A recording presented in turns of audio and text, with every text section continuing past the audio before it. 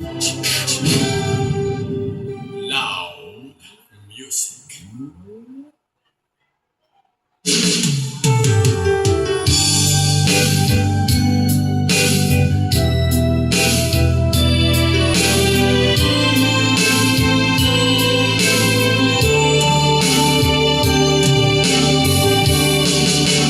Asa akong biyak ko di mo ipasabang na sakit nga ikikita.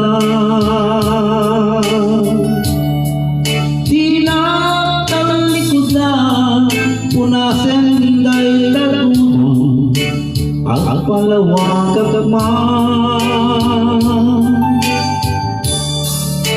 Tikin ang mundo na tunggal kasangay mo, siya ta'y di makaina. Amok nga di gustuin at adap sibay mo na aglalain lukyan ka. Atong nagkurangan tauray laing surat di ka masubalita. Yang dinagaya na sawin naawang ka di tinangin kurang lang panawin. Nung isu papakunaan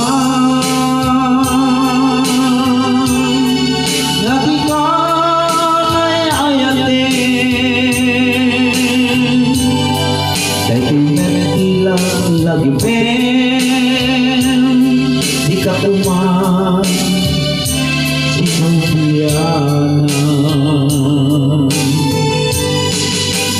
kapuman ang papakita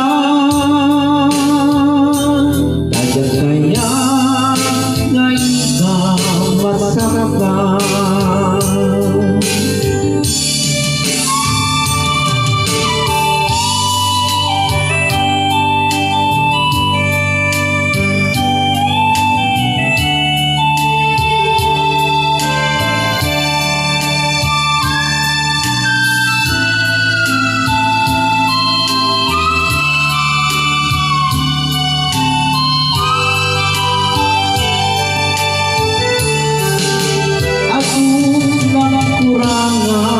Tauray laing surat di kang masubalita.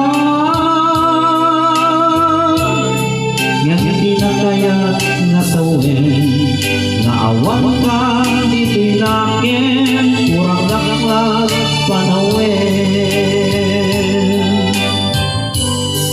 Nung isu papakunaan nga di ka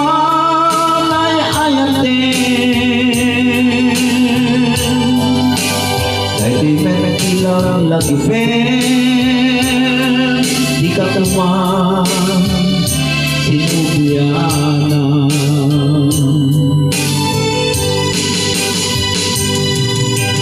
Ya kuman mapapakita tajak kaya ngayon ka masaktan.